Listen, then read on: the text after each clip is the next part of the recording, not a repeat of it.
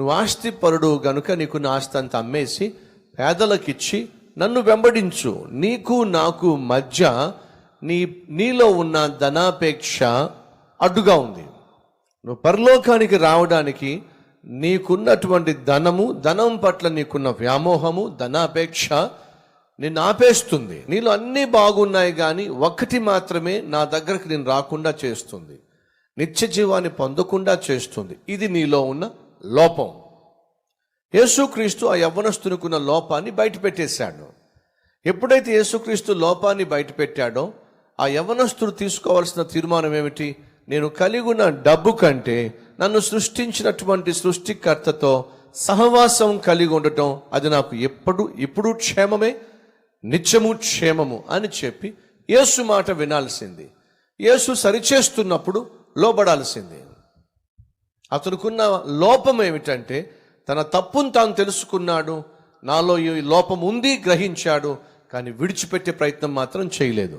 మరలా చెప్తున్నాను, దేవుని సన్నిధికి వచ్చినప్పుడు మీ లోపాన్ని, మీలో ఉన్న పొరపాటును, మీ పాపాన్ని దేవుడు బయట పెడుతున్నప్పుడు దాన్ని నువ్వు సరిచేసుకొని విడిచిపెట్టినట్లయితే నువ్వు ప్రశాంతంగా జీవిస్తావు. నీ లోపాలను బయట పెట్టినప్పుడు సరిచేసుకుంటే నువ్వు సంతోషంగా జీవిస్తావు. కానీ సరిచేసుకోవడం చేతగాని వాళ్ళు ఏం చేస్తారో తెలుసా? ఒక లోపం గురించి దేవుడు మాట్లాడుతూ ఉంటే, నాలోనే ఆ లోపం ఉందా? మిగిలిన వాళ్ళందరూ పరమ పవిత్రులా? నేను ఒక్కడినే పాపిస్తోన్నా?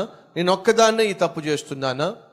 సహజంగా లోపాలను సరిచేసుకోవడం చేతగాని వాళ్ళు ఆ లోపాలను సరిచేసుకోవడానికి బదులుగా వాటిని కప్పెట్టుకునే ప్రయత్నం చేస్తారు. లేదా మనం చూసాంగా, ఆ సరిచేసుకుంటే ఎప్పటికైనా ఆశీర్వాదము, అది మనకు సంతోషాన్ని ఇస్తుంది. దేవుని సందులో వచ్చి కూర్చున్నప్పుడు, దేవుడు మీతో మాట్లాడుతున్నప్పుడు, మీ లోపాన్ని బయట పెట్టినప్పుడు వెంటనే మోకరించండి, ఆ లోపాన్ని ఒప్పుకోండి, విడిచిపెట్టండి. అది మీకు సంతోషాన్ని ఇస్తుంది, దేవునితో సఖ్యతను కుదురుస్తుంది, అది మీ జీవితాలను సకల ఆశీర్వాదాలకు కారణం చేస్తుంది. అలా సరిచేసుకున్నటువంటి తత్వం నీకు లేకపోతే నువ్వు ఎప్పటికీ సంతోషంగా జీవించలేవు.